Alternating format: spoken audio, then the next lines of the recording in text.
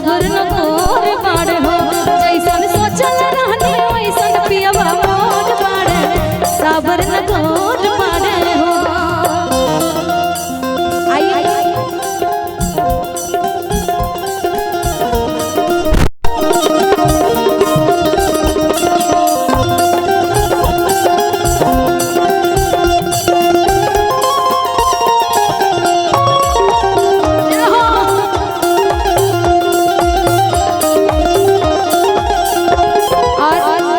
चौबे जी बहुत ही अच्छे सिंगर हैं।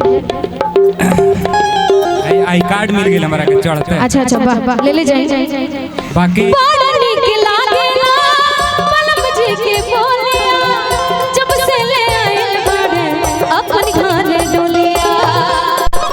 जय हो साजी ओ बड़ा निक लागेला पलम जी के बोलिया जब से ले आइल बाड़े अपन घर डोलिया। और जानते नहीं महावीर जी के मैडम जी कहत रहे दीपक जी हो बन के हमरा जिंदगी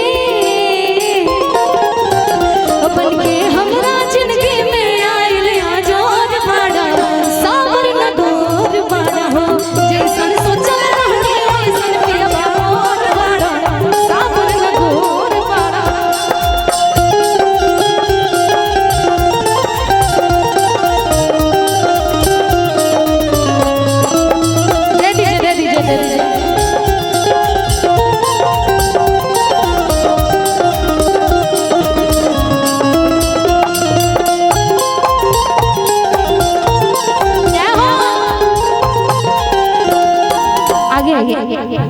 आप आगे आइए आगे पीछे सब एक ही है।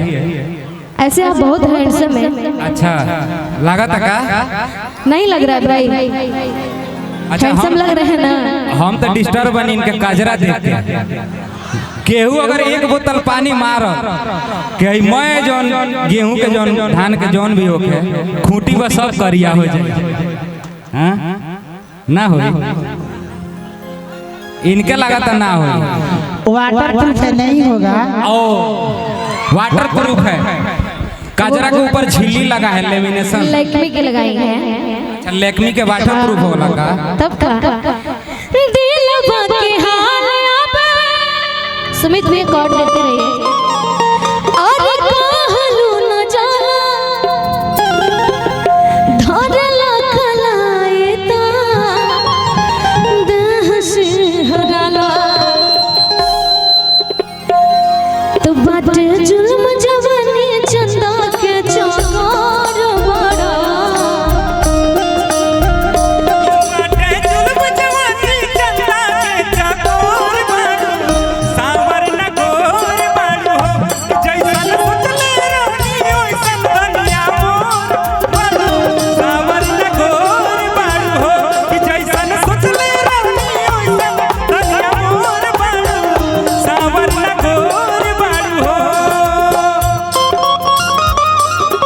क्या बात है।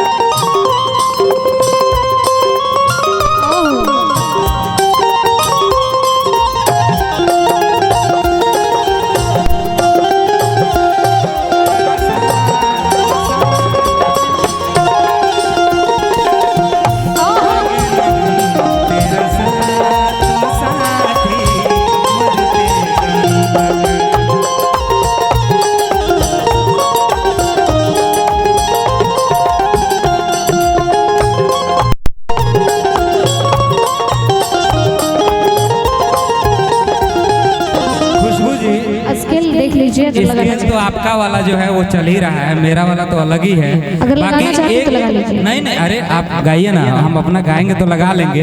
एक चीज से खाली हम निश्चिंत बनी कि है जो स्टेज बात तो लोहा के हो। अरे वो कई चीज से निश्चिंत बनी, कब इनकर काजल देख के डिस्टर्ब हो जाता नहीं। हम तो यहीं पे हैं, किधर दूसरे जगह गए ही नहीं। कब वो स्टेज देख के डिस्टर्ब हो जाता है। खुद नहीं, हमको लगा कि कहीं गड़बड़ाया ना, लेकिन ठीक है, स्टेज लोहे का है। मार दो सटा कर, लोहा गरम। जी जी जी, बड़ा हल्ला होता लोहा गरम पे। लोहा गरम पे लड़का नहीं हल्ला करेगा तो क्या लड़की हल्ला जानते हैं? अरे मछली के जैसे हाय तड़पे जवानी, रउआ से राजा हमने के कहतानी छोड़िया बजल देश टाटा राजा अरे छोड़िया बजल देश टाटा राजा अच्छा टाटा जवानी तेल टाटा राजा टाटा जवानी तेल टाटा राजा मछली के जैसे तड़पे जवानी रउआ से राजा हमने के कहतानी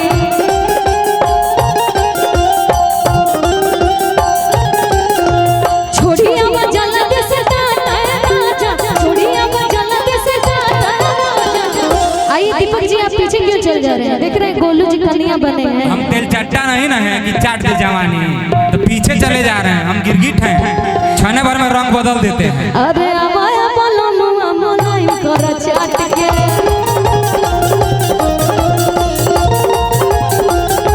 कटहर के काट ले खावा भाई फट के कटहर के काट ले खावा भाई फट के अरे कटहर के काट ले खावा भाई फट के अका आवाया बोलो मुआ मोलाई कर चाट के आवाया बोलो मुआ मोलाई कर चाट के चाचा जवानी तेल चाचा राजा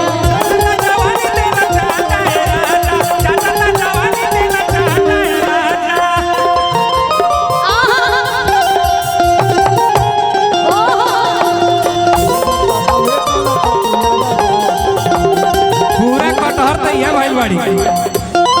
हम खुशबू जी पूरा कटहर तो ये भइल बाड़ी है ना का और तमर ध्यान में नहीं के जा। हम सोचत तनी कोवा कहां से खाई। देख लीजिए तीन गो में से कोनो में से खाली जो ओरिजिनल खोवा